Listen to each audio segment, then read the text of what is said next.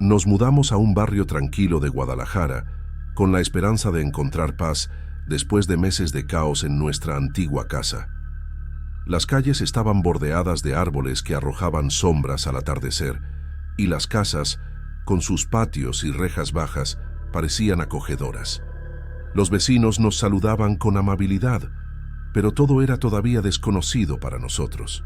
Andresa corría de un lado a otro entre las cajas, emocionada por tener su propio cuarto, decorado con colores claros y muñecas tradicionales mexicanas que habíamos traído de su abuela. Me llamo Isaías. Las primeras noches fueron un poco complicadas. Andresa empezaba a quejarse de la oscuridad, insistiendo en que dejáramos una luz encendida mientras se dormía. Teyolia y yo pensábamos que era algo normal para su edad, y tratábamos de calmarla con historias suaves y canciones que habíamos cantado desde que era bebé. Aún así, sus ojos grandes reflejaban un miedo que no desaparecía con simples palabras. Al principio, los ruidos eran casi imperceptibles, pasos leves que parecían provenir del vacío del cuarto, susurros apenas audibles que la hacían encogerse bajo las cobijas. Intentábamos explicarle que era su imaginación, que las casas nuevas siempre hacen ruidos extraños, pero su insistencia nos dejaba una sensación inquietante. Cada vez que entrábamos a su habitación, la encontrábamos despierta, temblando ligeramente, y su respiración se aceleraba sin motivo aparente. Una noche, mientras la observaba dormir, sentí un frío sutil que recorría el aire del cuarto. Noté cómo las sombras en las esquinas parecían cambiar de forma cuando apartaba la vista, como si se movieran con intención. Tragué saliva varias veces, tratando de convencerme de que eran trucos de la luz, pero el peso de la inquietud me impedía relajarme. Teyolia, siempre preocupada, me confesó que se sentía culpable, temiendo que tal vez estábamos fallando como padres, que nuestra hija pudiera estar pasando por algo que nosotros no comprendíamos. Su voz temblaba mientras trataba de sonar firme, y yo comprendí que la rutina tranquila que habíamos imaginado no era suficiente para calmar los miedos de Andresa. A cada intento de dormir, los episodios se repetían. Andresa pedía nuestra compañía, aunque fuera solo por unos minutos, y se aferraba a nuestras manos. Intentábamos mantener la calma, explicándole que nada malo podía ocurrir, pero el miedo que veía en su mirada nos atravesaba el pecho y nos dejaba inseguros de nuestras propias palabras. Yo sentía una mezcla de impaciencia y un miedo creciente, una tensión que no sabía cómo manejar.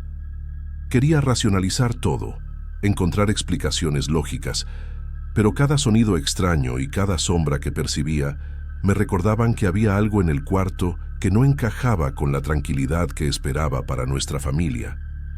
El miedo de Andresa se volvió parte de nuestra noche, y mientras la acurrucaba hasta que lograba dormir, no podía evitar preguntarme si aquello era simplemente imaginación infantil o algo más profundo que todavía no comprendíamos. La rutina de dormir, que antes era simple, se había convertido en un campo de incertidumbre, y la sensación de vigilancia invisible en el cuarto hacía que cada noche fuera más pesada que la anterior. El cuarto de Andresa empezó a cambiar sin que pudiera explicarlo. Lo que antes parecía acogedor, ahora se sentía pesado, con un silencio que aplastaba cada sonido. Los reflejos en los espejos y los cristales del pasillo mostraban sombras que no seguían la lógica de la luz. Por un instante pensaba que era mi imaginación, pero había algo en ellas que me obligaba a mirar 2 veces. Una noche, mientras revisaba que Andresa estuviera cómoda, la vi claramente, una figura inmóvil en el rincón más oscuro del cuarto. Sus contornos eran vagos, como si estuviera fundida a las sombras mismas, y por un momento me quedé paralizado, incapaz de moverme o de siquiera respirar con normalidad. La presencia no se movía, pero el aire alrededor se sentía distinto, denso y frío, como si hubiera bajado la temperatura en segundos. El olor que acompañaba a esa figura me revolvía el estómago. Era un aroma penetrante, desagradable, que recordaba a carne vieja, a algo que no debería estar allí.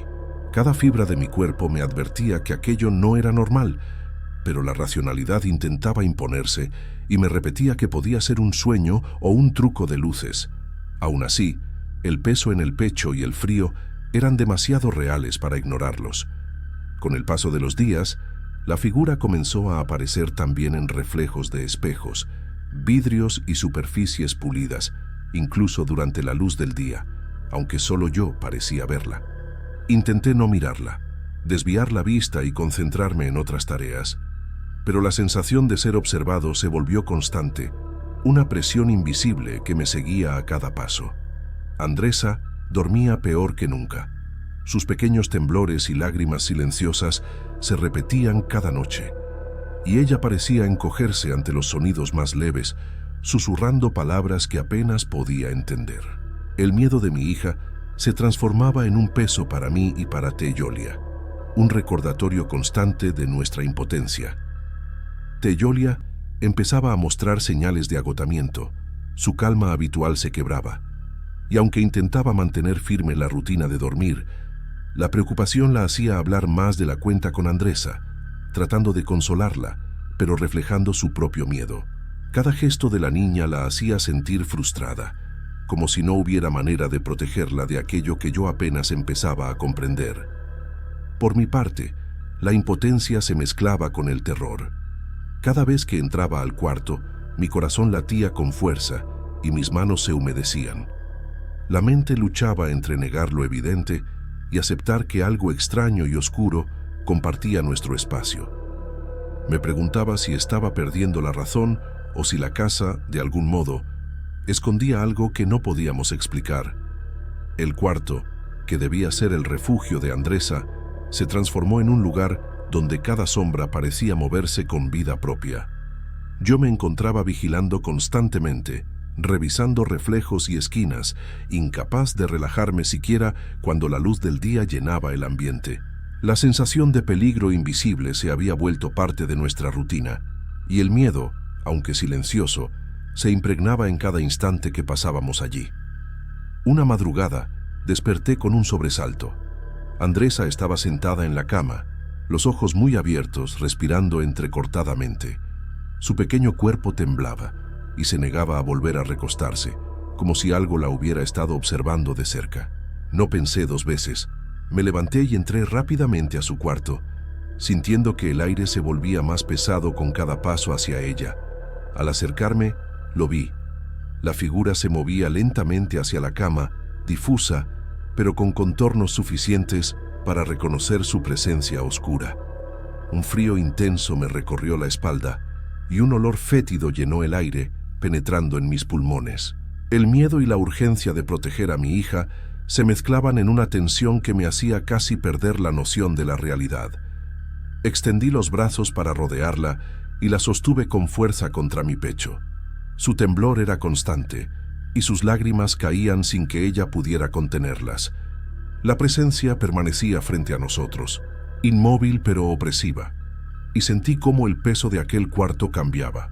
El aire se hacía más denso, cada respiración más difícil, cada segundo parecía estirarse hasta doler. El frío se intensificaba con cada instante.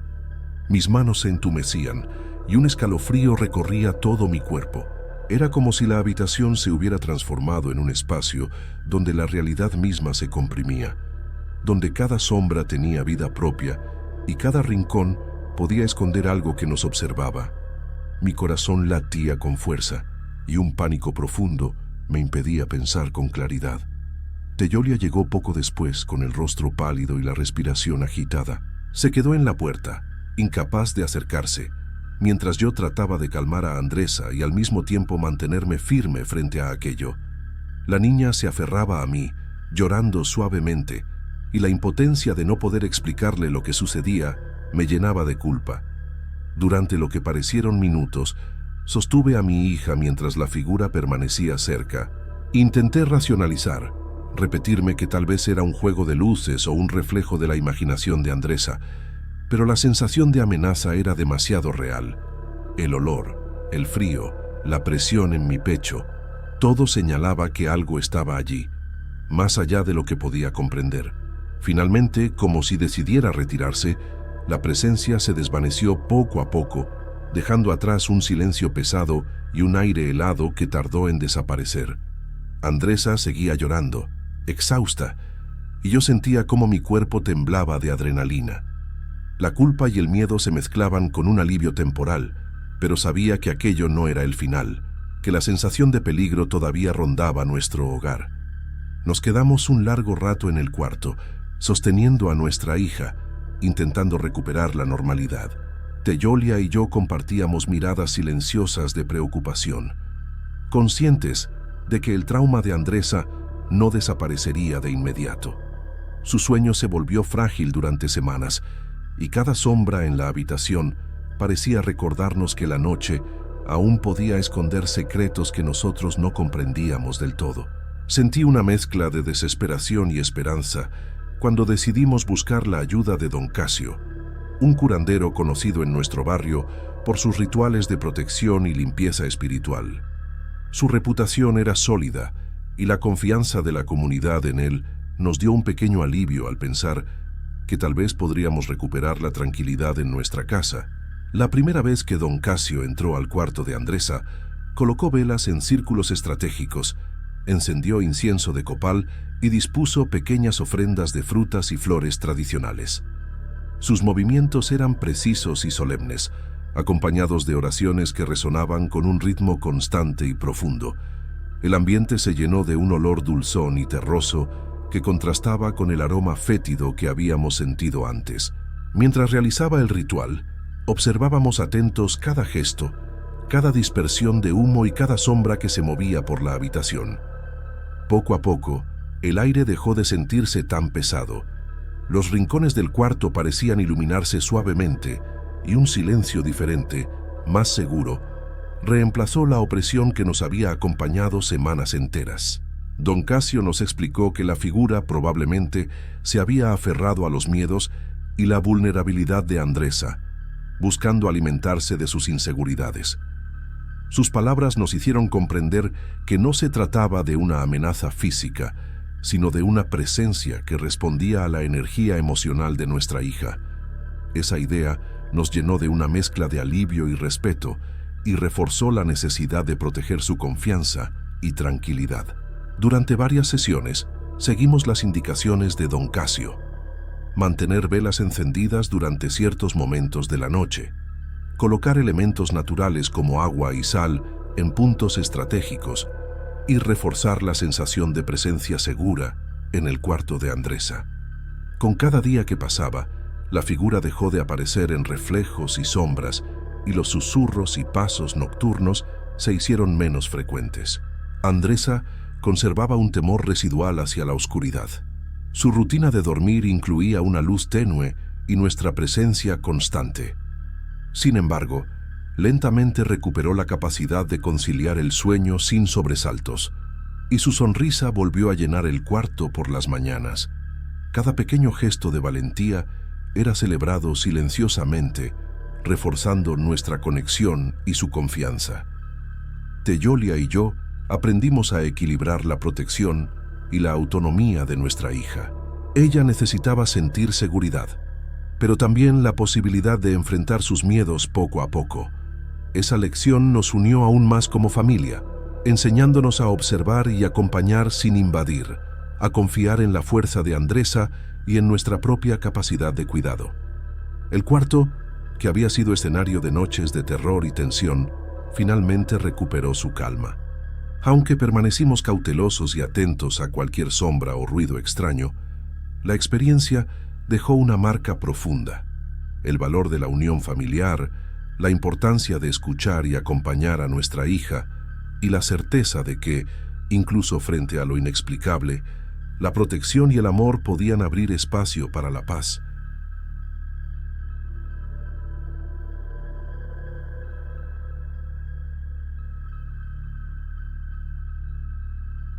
Sentí un miedo que no puedo describir cuando escuché los primeros susurros de aquella caja, un miedo que me hizo jurar que nunca volvería a recoger nada que encontrara en la calle.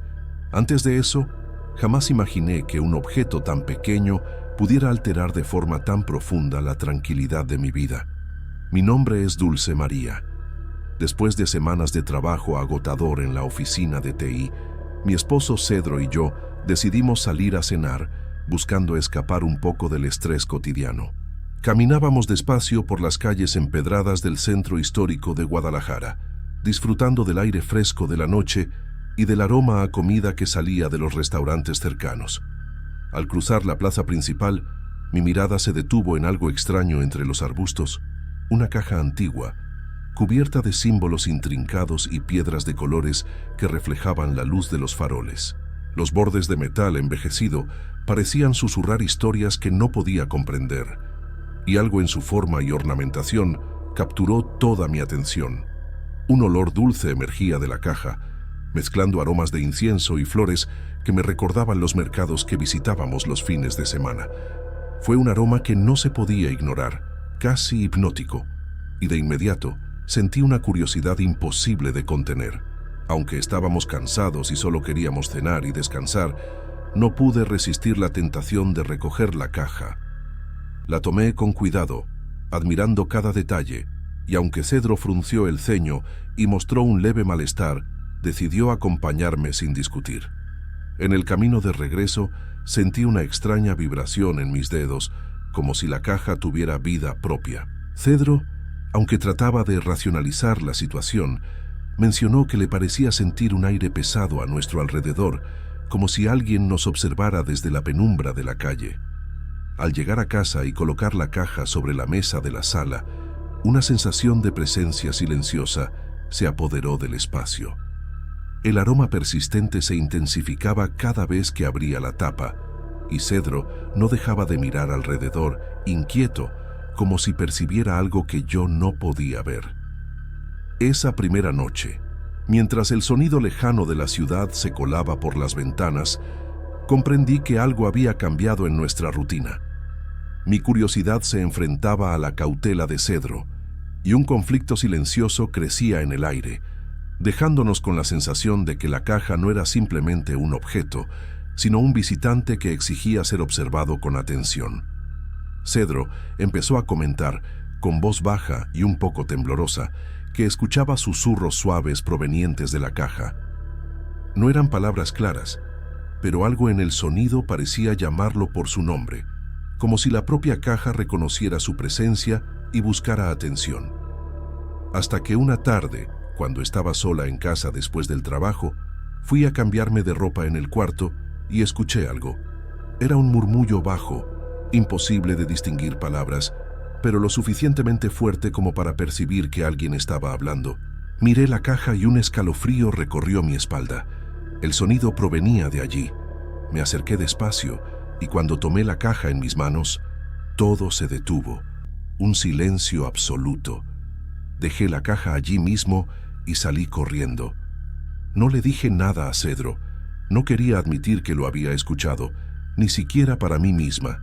Pero días después, noté que objetos cercanos a la caja comenzaban a desaparecer o a romperse sin motivo aparente. Un pequeño jarrón que había sobre la repisa se hizo añicos, y un utensilio de cocina que había dejado a un lado desapareció sin dejar rastro. Cada incidente me provocaba una mezcla de incredulidad y temor, pero la caja seguía ejerciendo sobre mí un extraño atractivo. El malestar físico comenzó a hacerse presente de manera sutil, primero como dolores de cabeza leves, después como un cansancio que no se aliviaba con el descanso. La fiebre apareció sin aviso, resistiéndose a cualquier medicamento que intentáramos tomar, y una sensación de agotamiento extremo nos acompañaba a cada paso dentro de la casa. Cedro intentaba explicarlo todo de forma racional. Insistía en que podría tratarse de estrés acumulado, de alguna intoxicación alimentaria o incluso de efectos de las luces y las sombras en la habitación. Su intento de normalizar lo que estaba ocurriendo me daba cierta calma, aunque no lograba eliminar la inquietud que crecía dentro de mí. Yo sentía un miedo creciente, un escalofrío que recorría mi espalda cada vez que la miraba. Sin embargo, la belleza de la caja, la delicadeza de sus símbolos y el misterio que la rodeaba me impedían deshacerme de ella de inmediato. Cada vez que intentaba alejarla, algo dentro de mí me hacía volver a contemplarla, fascinada y aterrorizada al mismo tiempo.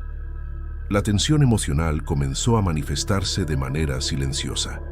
Cedro y yo nos mirábamos con desconfianza en momentos cotidianos, y pequeñas discusiones surgían sin palabras, solo con gestos o miradas. La sensación de ser observados no desaparecía, incluso cuando nos encontrábamos en habitaciones separadas y el ambiente de la casa se volvió denso y pesado. A cada instante, pequeños sucesos inexplicables alimentaban el miedo. Un objeto que caía sin razón, un susurro apenas audible, una sombra que parecía moverse al límite de la visión. Todo esto nos mantenía alerta, como si estuviéramos caminando sobre un terreno invisible lleno de peligros que no podíamos identificar. Sentía que nuestra vida cotidiana se transformaba lentamente en un terreno de incertidumbre. La curiosidad por la caja competía con el instinto de huir, y cada día que pasaba la presencia de aquel objeto se volvía más tangible, más difícil de ignorar. Habíamos cruzado una línea invisible, y la sensación de amenaza permanecía en cada rincón de la casa. Una noche, mientras revisaba la caja en la sala, tuve una visión que heló mi sangre. Frente a mí apareció un hombre pálido, de mirada vacía y penetrante, cuyo simple contacto visual parecía absorber el calor de la habitación. Su presencia transmitía un frío intenso que calaba hasta los huesos y me dejó paralizada, incapaz de moverme o hablar. Su voz era baja pero firme, y se manifestó con palabras que resonaron directamente en mi mente. Cada toque de la caja roba un pedazo del alma. Comprendí con una claridad aterradora que el malestar que Cedro y yo experimentábamos no era coincidencia. Nuestra energía vital estaba siendo drenada con cada interacción que teníamos con aquel objeto. Cedro intentó intervenir de inmediato, armado con la determinación de destruirla. La puso sobre la mesa y trató de romperla con herramientas, incluso con fuego. Nada funcionó. Ni las llamas, ni la fuerza, ni los golpes lograban dañarla. Cada intento fallido incrementaba nuestra sensación de impotencia, y la caja parecía observarnos con indiferencia, burlándose de nuestros esfuerzos. El miedo se mezclaba con la culpa de manera incontrolable.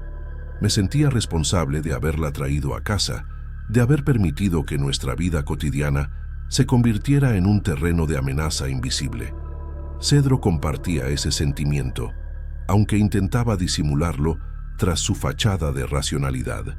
Cada mirada entre nosotros era un reflejo de angustia silenciosa. Intenté buscar una salida racional.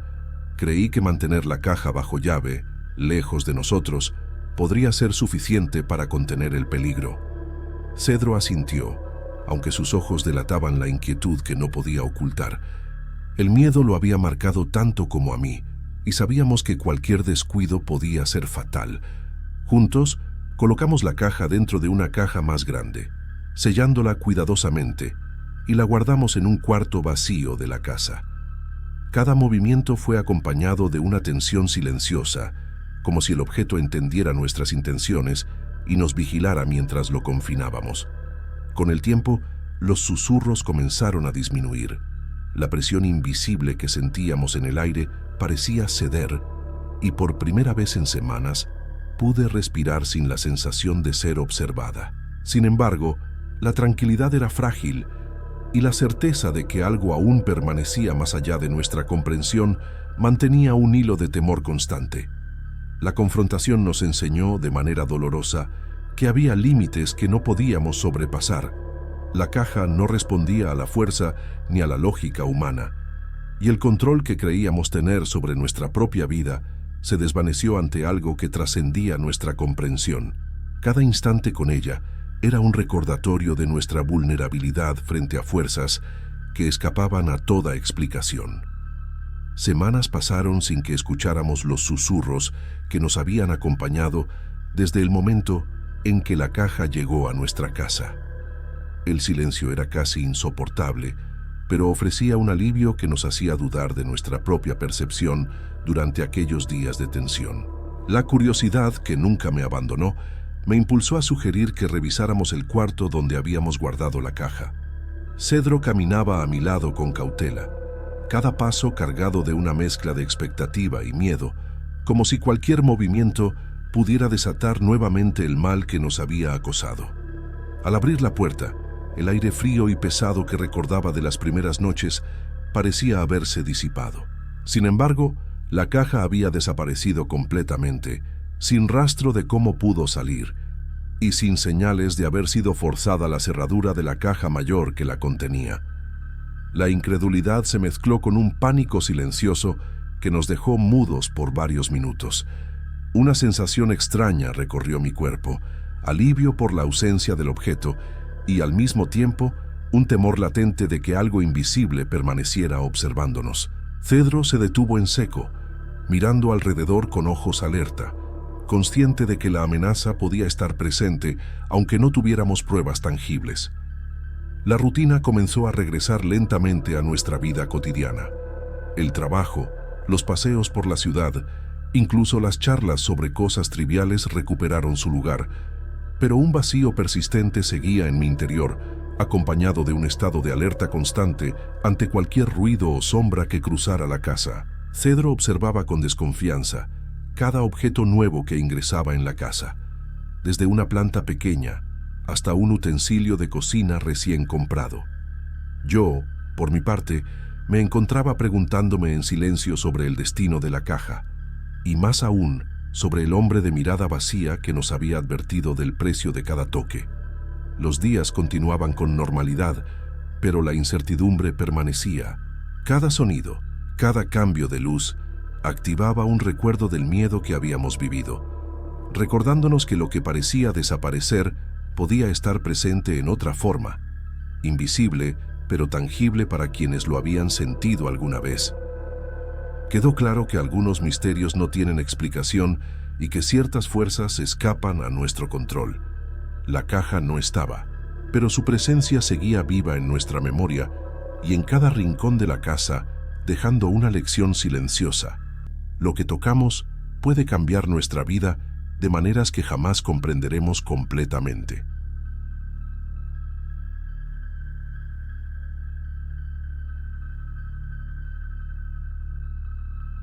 Hace 10 años, cuando tenía 28, entrenaba carreras de corta distancia en un gimnasio de Guadalajara.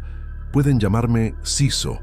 Nunca fui un atleta destacado, pero siempre amé el deporte, la sensación de velocidad, el sonido de mis pies golpeando el piso de goma, la respiración que se entrecortaba mientras el corazón parecía querer salirse del pecho. Todo parecía normal hasta aquel día en que lo vi por primera vez. No sé de dónde apareció ni por qué, pero estoy seguro de que fue real. Al principio pensé que mi mente me estaba jugando una broma.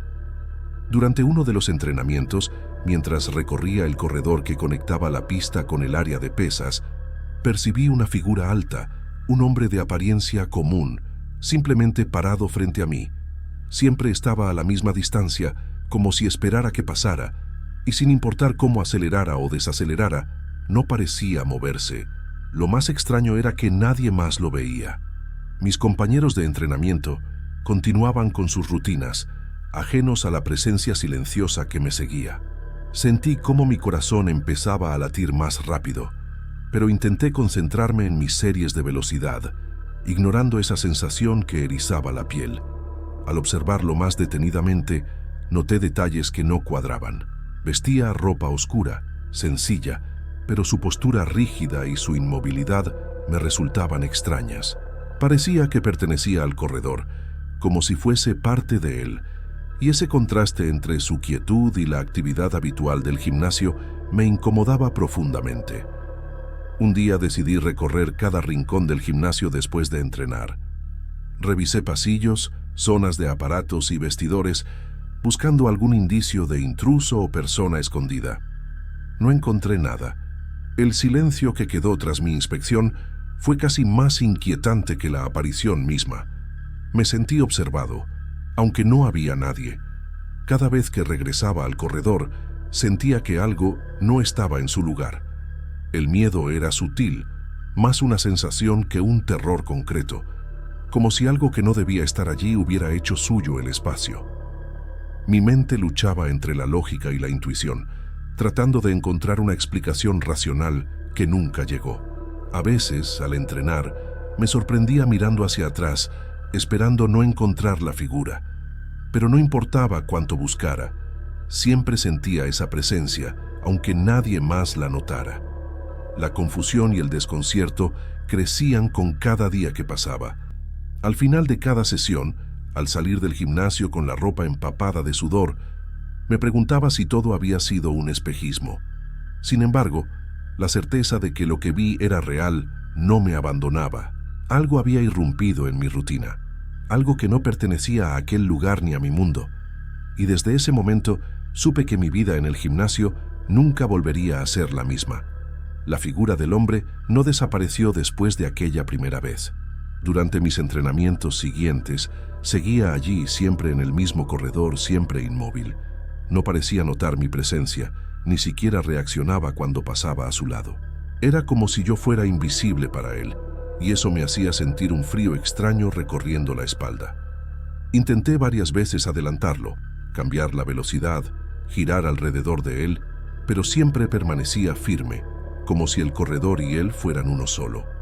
La sensación de extrañeza se volvía más intensa, un nudo en el estómago que crecía con cada intento. A veces, un escalofrío me recorría los brazos y mis pies dudaban antes de avanzar. Pequeños detalles empezaron a perturbarme más que su presencia misma.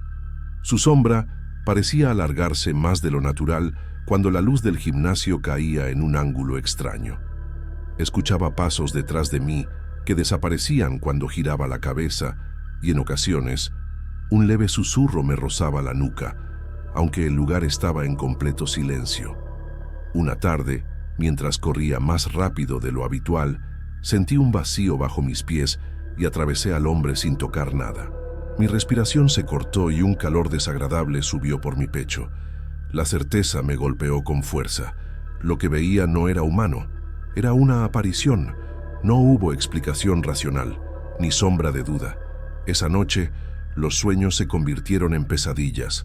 Corría por corredores infinitos, con paredes grises y luces parpadeantes, perseguido por figuras sin rostro. Cada vez que me acercaban, sentía que me faltaba el aire y caía al vacío, solo para despertar sobresaltado en mi cuarto, con el corazón desbocado y los músculos tensos. El miedo comenzó a filtrarse en mi rutina diaria. Sentía una ansiedad creciente. Cada paso en el gimnasio era cauteloso. Los músculos permanecían tensos incluso al descansar, y mis ojos buscaban cualquier movimiento extraño en los rincones de los pasillos. La sensación de ser observado nunca me abandonaba. Me di cuenta de que dormir se estaba volviendo un riesgo. Cada noche era un desafío enfrentar las sombras que habían invadido mis sueños. La fatiga se acumulaba, pero dejar de entrenar no era una opción. Cada carrera parecía acercarme más a algo que no podía comprender, y eso me mantenía en un estado de alerta constante. El corredor que antes era familiar se había transformado en un espacio hostil. Cada vez que me acercaba al lugar donde lo veía, un nudo en el estómago me recordaba que no estaba solo. La certeza de que algo sobrenatural se había instalado en mi rutina me acompañaba, y con ella, un miedo silencioso que crecía día con día. Una noche, mientras intentaba conciliar el sueño, percibí algo extraño en mi cuarto. No había ruidos de la calle ni luces que se filtraran por la ventana. Sin embargo, sentí una presencia detrás de mí. Mi respiración se volvió irregular y el corazón comenzó a latir con fuerza, como si quisiera escapar del pecho. Mi nombre fue susurrado con un tono que me erizó la piel. No era un sonido fuerte, sino un murmullo que parecía surgir de la nada. A continuación, escuché una frase que me heló, que iba a perder la prueba. Las palabras resonaron en mi mente, llenando el cuarto de un peso insoportable, como si el aire se hubiera vuelto más denso y difícil de inhalar. Intenté incorporarme, mirar alrededor, buscar una explicación racional, pero mis músculos se negaban a obedecerme. Permanecí inmóvil, atrapado por un terror que no podía describir. Pensamientos de mala suerte, superstición y la sensación de estar maldito giraban en mi cabeza sin cesar. Durante esa semana, los incidentes comenzaron a multiplicarse. Tropezaba mientras corría. Mis pies se enredaban con frecuencia, caídas ligeras que no deberían haber pasado, y músculos doloridos de forma inexplicable me recordaban que algo no estaba bien. Cada movimiento se sentía como si estuviera siendo observado, como si el azar se hubiera transformado en una amenaza tangible. Los entrenamientos dejaron de ser refugio. Cada paso en la pista se volvió un desafío. Mi cuerpo respondía con tensión constante.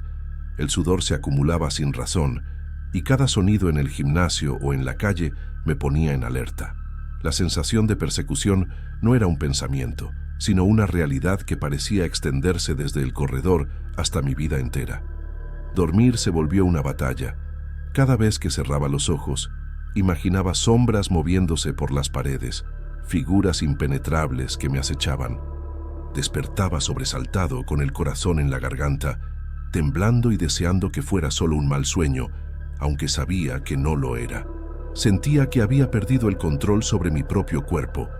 La certeza de que algo sobrenatural se había instalado en mi vida diaria me acompañaba incluso cuando intentaba ignorarlo. Cada pequeño tropiezo, cada movimiento involuntario, reforzaba la idea de que no podía escapar de aquello que me observaba. El miedo absoluto se convirtió en mi compañero constante.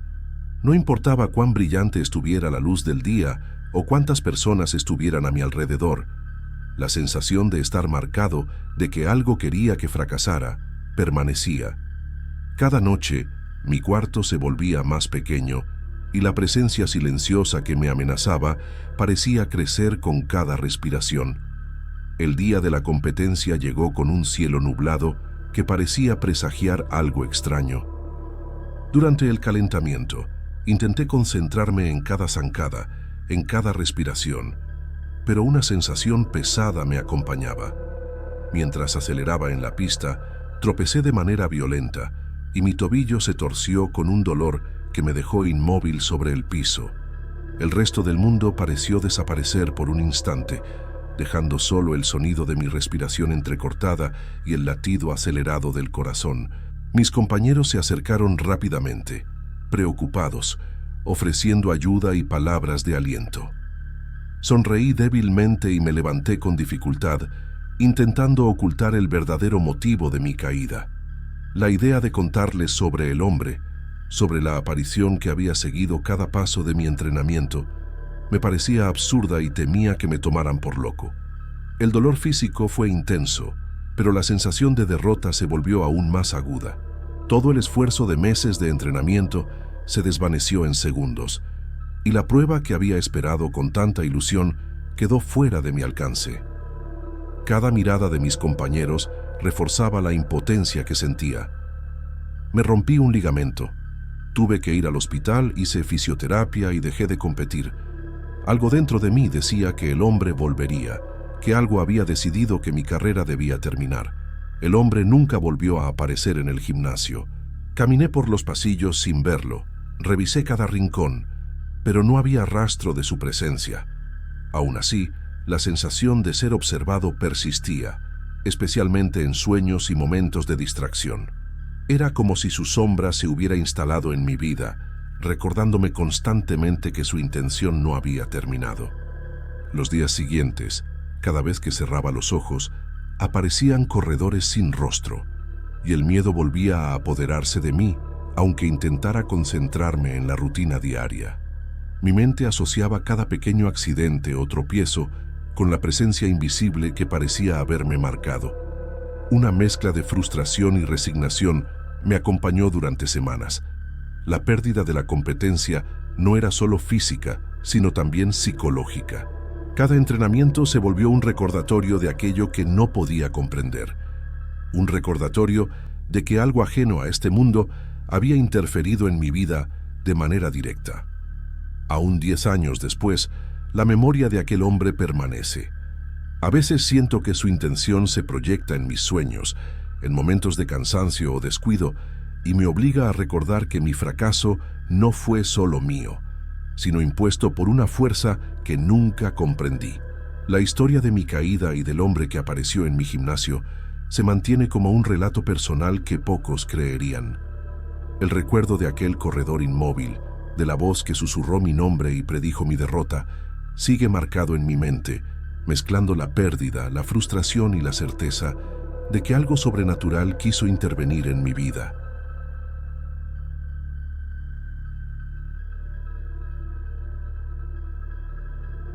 El día que recibí mi diploma de la especialización en cuidados intensivos, sentí que finalmente estaba lista. La idea de convertirme en enfermera de UCI en un hospital de Guadalajara me llenaba de orgullo y al mismo tiempo de nervios. Soy Eduarda. Siempre había sentido una conexión especial con los pacientes, algo que mis colegas llamaban intuición, y yo lo consideraba más bien sensibilidad a lo que muchos no perciben. Llegar a mi primer turno significaba enfrentar la realidad de ese mundo que hasta entonces había conocido solo en libros y prácticas. La UCI me recibió con su aire frío y constante zumbido de monitores, pasillos largos, paredes de un blanco desgastado y luces fluorescentes que a veces parpadeaban. Los pacientes estaban sedados o conectados a tubos y máquinas que pitaban intermitentemente. Mis compañeras, con pasos silenciosos y susurros en español mexicano, me guiaban en la rutina: medicación, reportes, control de signos vitales. Al principio, todo parecía tan normal que apenas noté el primer escalofrío. Mientras revisaba a un paciente crítico, algo llamó mi atención: una sombra oscura junto a su lecho. Giré la cabeza con rapidez, pensando que era un reflejo de la luz del monitor, quizá cansancio acumulado de los estudios. Pero cuando miré de nuevo, la sombra permanecía. No era concreta, más bien una mancha oscura que parecía adherida al suelo y flotando alrededor del paciente, justo donde nadie más estaba. Mi corazón se aceleró y traté de concentrarme en mi trabajo, repitiéndome que solo era imaginación. Los días siguientes, las pequeñas anomalías se hicieron más frecuentes. Un frasco de suero caía sin razón aparente. Los monitores se apagaban por segundos y a veces percibía un olor breve, nauseabundo, como de carne podrida, que desaparecía antes de que pudiera reaccionar. Cada vez que algo así ocurría, sentía una presión en el pecho, como si alguien me estuviera observando. Mis compañeras no notaban nada, y los médicos apenas me dirigían una palabra. Me sentía sola y empezaba a cuestionar mi cordura. Aún así, algo en mi interior me decía que no era un truco de mi mente. Había un patrón. La sombra siempre aparecía cerca de pacientes que estaban en estado crítico. A veces podía anticipar sus movimientos antes de que yo misma entendiera qué pasaba. La mezcla de miedo y curiosidad me empujaba a mirar, a intentar comprender, aunque cada mirada aumentara mi inquietud. El hospital tenía detalles que reforzaban la realidad de mi experiencia. La cafetera antigua en el corredor, que siempre olía a café recalentado y pan dulce, los murmullos de mis compañeras entre las camas, la rutina de escribir reportes mientras revisaba medicación, todo me recordaba que estaba en un lugar de trabajo real, no en un sueño o película de terror. Sin embargo, la sombra empezaba a convertirse en un elemento constante en mi percepción. Cada noche, al salir de mi turno, no podía evitar mirar los pasillos vacíos de la UCI. Sentía que la sombra me seguía con la mirada, aunque supiera que no había nadie más allí. Mis pasos se aceleraban, y el eco de mis propios pasos parecía un recordatorio de mi vulnerabilidad. Intentaba racionalizarlo, pero la intuición que siempre me acompañaba me gritaba que algo estaba muy mal, y entonces comprendí que no podía ignorarlo. Esa presencia oscura, esa sombra silenciosa junto a los lechos, no era pasajera ni casual. Cada vez que aparecía, el miedo se mezclaba con una necesidad urgente de descubrir qué o quién estaba detrás de todo esto. Sabía que, si no investigaba, podría perder algo más que el sueño. Podría perder mi propia seguridad dentro de la UCI. La sombra dejó de ser un visitante ocasional. Ahora parecía deslizarse con sigilo por los pasillos de la UCI, apareciendo junto a pacientes que luchaban por sus vidas. Algunos frascos de medicación caían sin razón.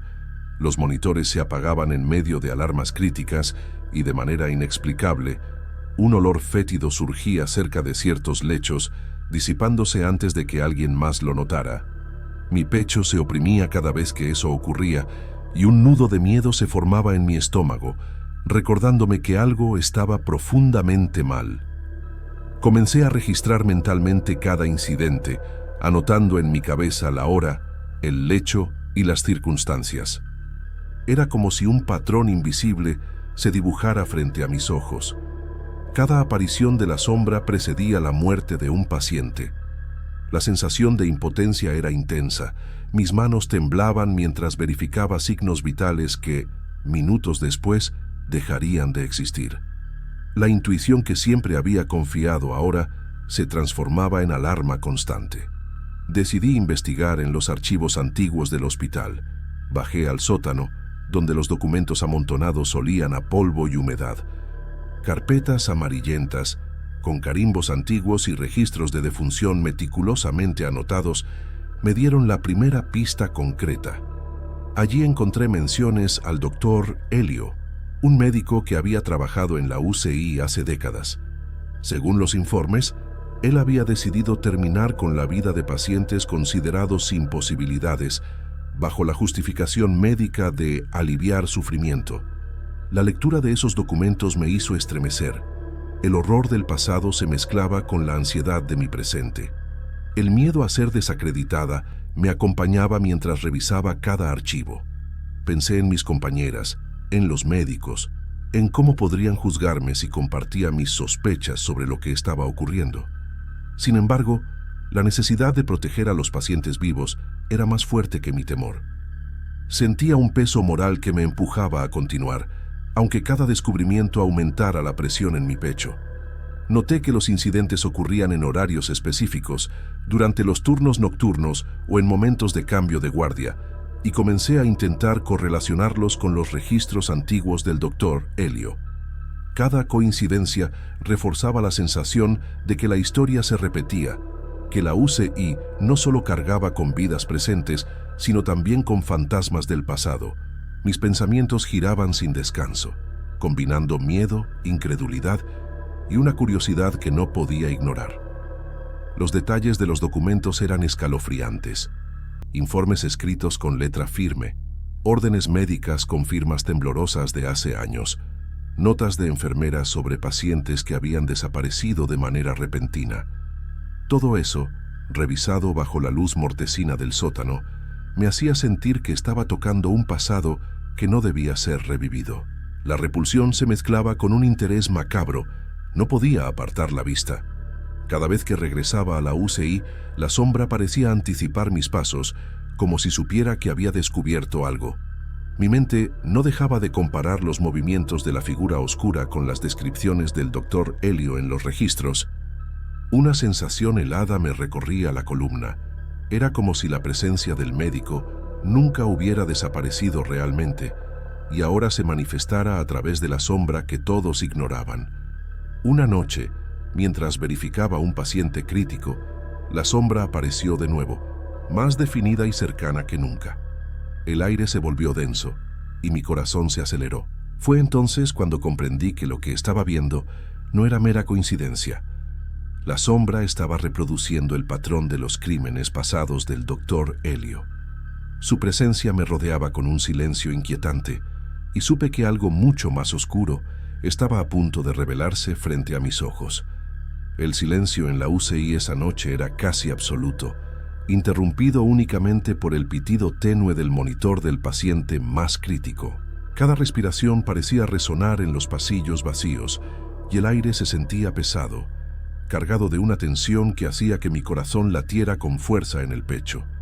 No había ruido de voces, ni pasos, solo yo y la sensación de que algo me observaba desde la penumbra. Al girarme hacia el lecho, la sombra estaba allí, más nítida que nunca. Sus contornos adquirían forma humana, y un escalofrío recorrió mi columna. Mi instinto me gritaba que lo que veía coincidía con las historias que había leído en los archivos. Era el doctor Helio, el médico que años atrás había decidido quién debía vivir y quién no. Reconocerlo no me dio alivio, solo intensificó el miedo que me atravesaba. El frío se hizo más intenso, como si el aire mismo se hubiera congelado a nuestro alrededor.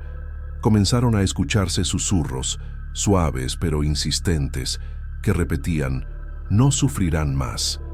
El eco de esas palabras me envolvía, penetrando mi piel, clavándose en mi mente. Cada vez que intentaba concentrarme en los signos vitales del paciente, mi atención era arrastrada por la presencia que parecía querer comunicarse de manera silenciosa, implacable. Objetos cercanos al lecho comenzaron a moverse lentamente.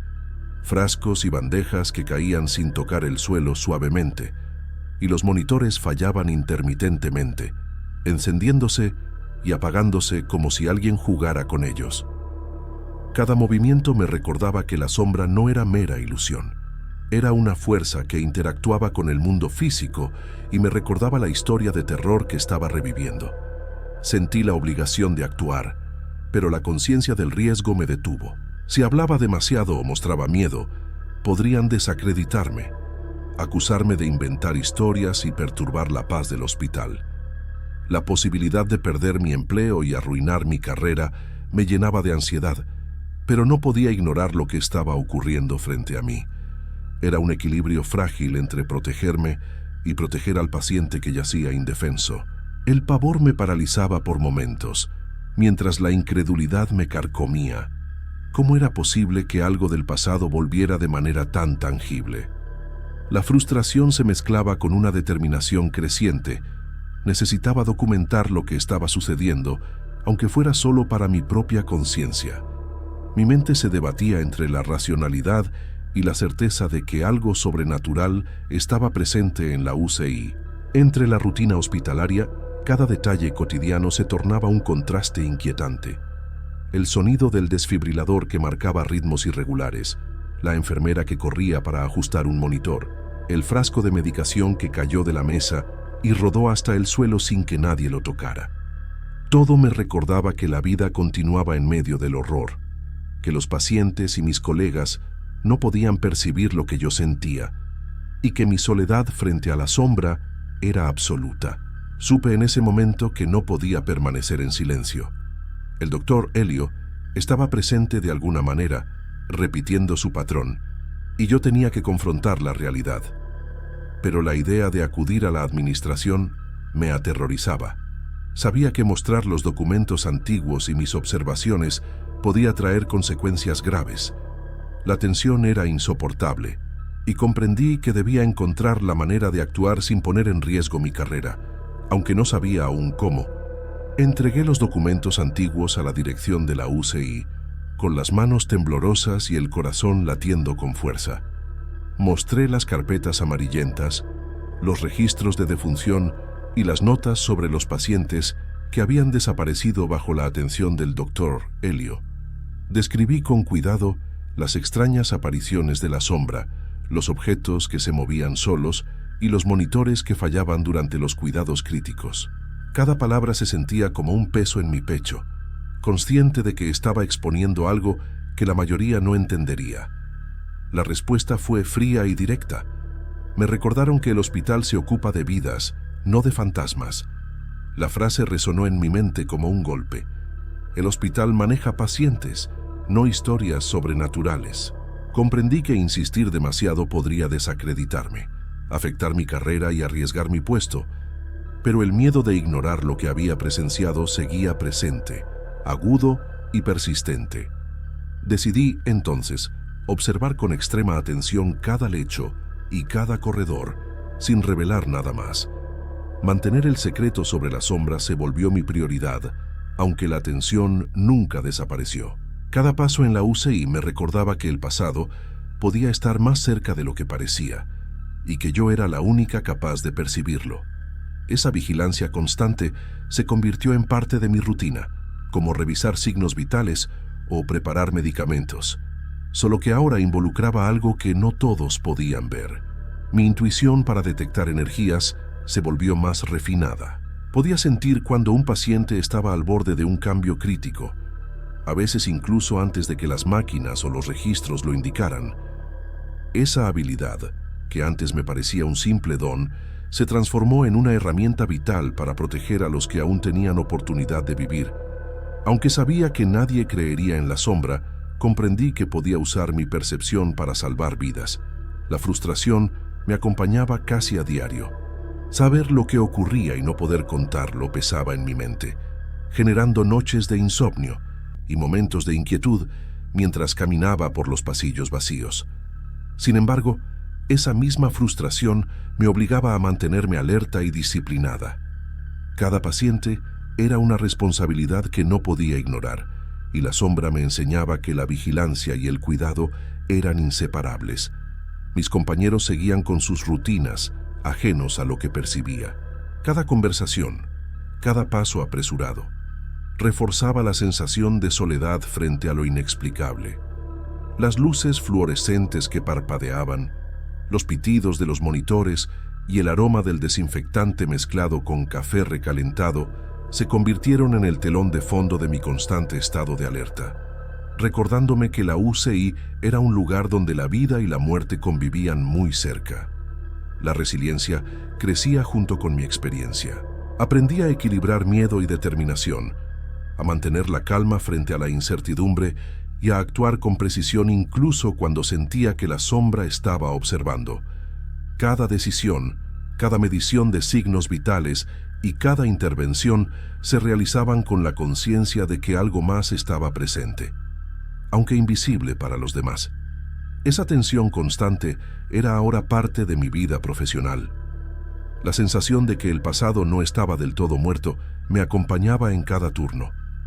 La sombra podía estar ahí, invisible para todos menos para mí, y susurrar su advertencia silenciosa. Mi trabajo continuaba, dedicado y consciente, y aunque el miedo persistía, también lo hacía mi compromiso. La UCI se convirtió en un espacio donde la realidad y lo inexplicable coexistían, y yo aprendí a navegar entre ambos mundos, manteniendo la vigilancia y la vida de mis pacientes como prioridad absoluta.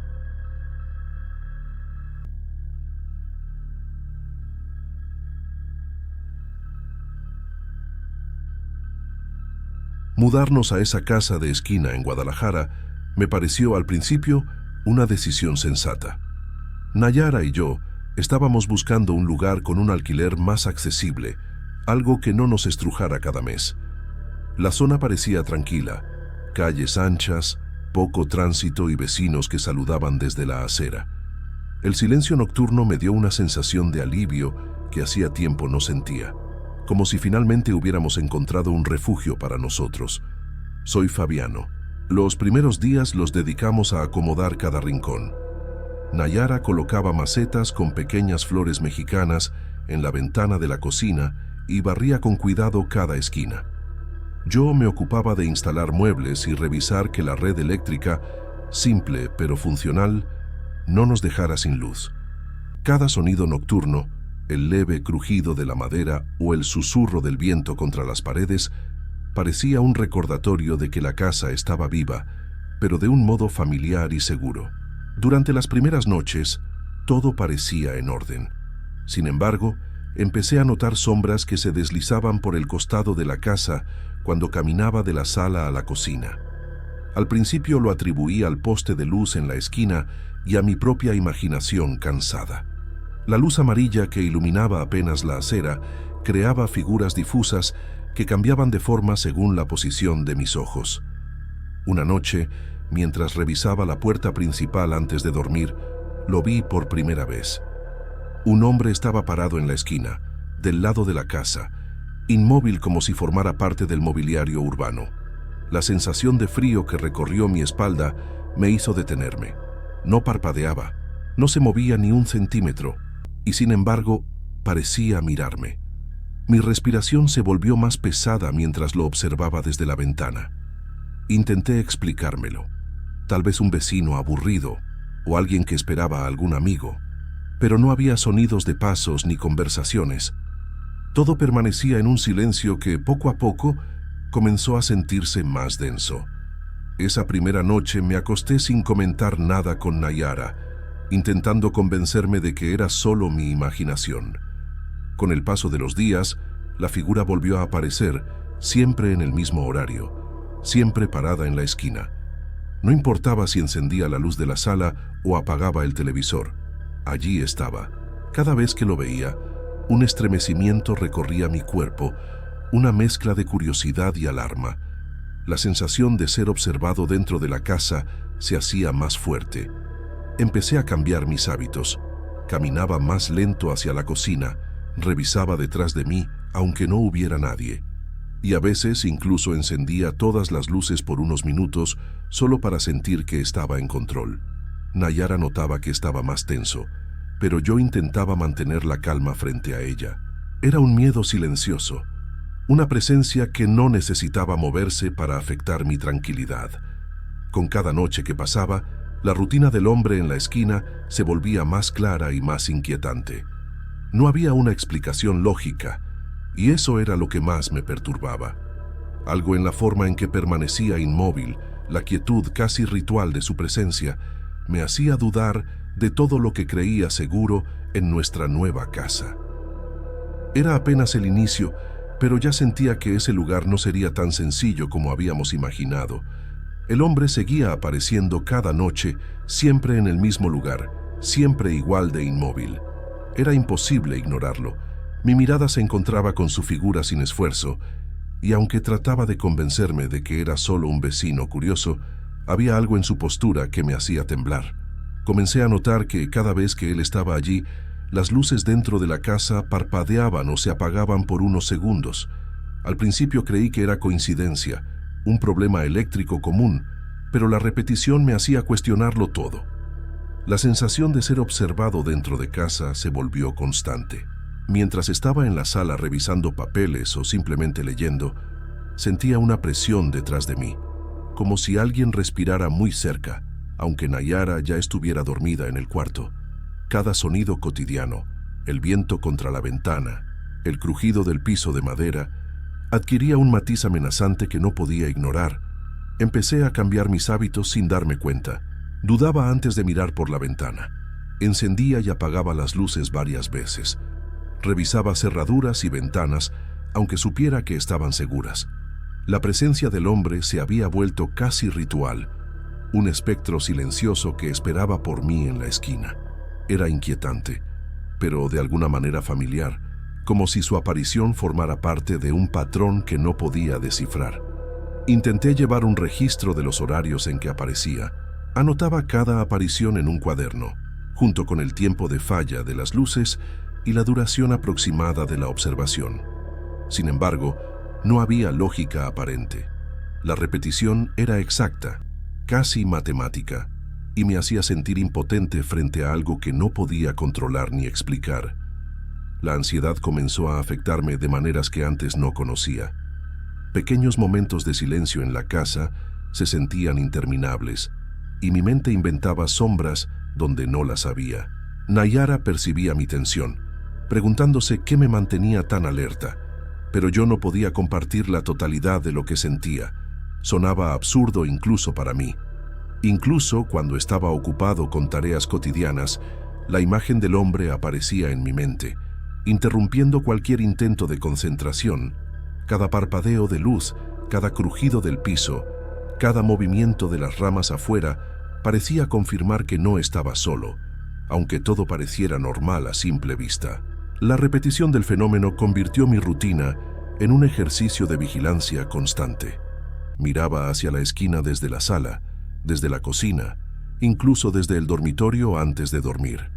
Cada aparición, cada parpadeo de luz, reforzaba la sensación de que algo más que un simple vecino estaba allí, observando y esperando. Al final, me di cuenta de que la tranquilidad que habíamos buscado se estaba desmoronando lentamente. La presencia silenciosa del hombre y las fallas inexplicables de la luz alteraban nuestra vida diaria, y el miedo se volvió un compañero constante, invisible pero implacable, que no necesitaba moverse para hacernos sentir vulnerables. Una noche sentí que no podía soportarlo más. La misma figura en la esquina, la misma quietud inquietante y la sensación de ser observado desde dentro de mi propia casa me empujaron a actuar. Decidí enfrentar al hombre, encendiendo todas las luces de la sala con la esperanza de verlo claramente, de entender quién o qué estaba allí. Mi corazón latía con fuerza, pero algo dentro de mí insistía en que necesitaba respuestas. En el momento en que prendí la última lámpara, una de las luces parpadeó y se apagó de golpe. El resto de la sala quedó sumida en una penumbra parcial, con sombras danzando en las paredes y muebles. Mi respiración se aceleró. Sentí un frío que subía por la espalda hasta la nuca. Tomé la linterna que había dejado sobre la mesa y me acerqué lentamente a la puerta principal, cada paso pesado y calculado, temiendo lo que podría encontrar fuera. Abrí la puerta con la linterna en la mano, apuntando hacia la esquina con cuidado, esperando ver al hombre que me había observado durante tantas noches. Sin embargo, no había rastro de él. La calle estaba silenciosa y la oscuridad parecía vacía, como si hubiera borrado toda presencia humana. Pero entonces mi mirada se detuvo en algo más. Una sombra alargada y deformada se proyectaba bajo el poste de luz. Su contorno era humanoide, pero retorcido, con proporciones que mi mente rechazaba aceptar. Cada vez que la linterna la iluminaba, parecía estirarse y encogerse, como si respirara o se moviera de manera autónoma, desafiando cualquier lógica física. El miedo me invadió de inmediato, un pánico visceral que me paralizó durante segundos. Mis piernas temblaban y retrocedí sin control, tropezando con el umbral de la puerta. Me apoyé en la pared, intentando recuperar el equilibrio mientras mi corazón latía con fuerza, desbocado, y mis manos sostenían la linterna con un temblor incontrolable. Cada fibra de mi cuerpo estaba alerta, rígida, como si cualquier movimiento pudiera atraer la atención de esa forma extraña y hacer que algo terrible sucediera.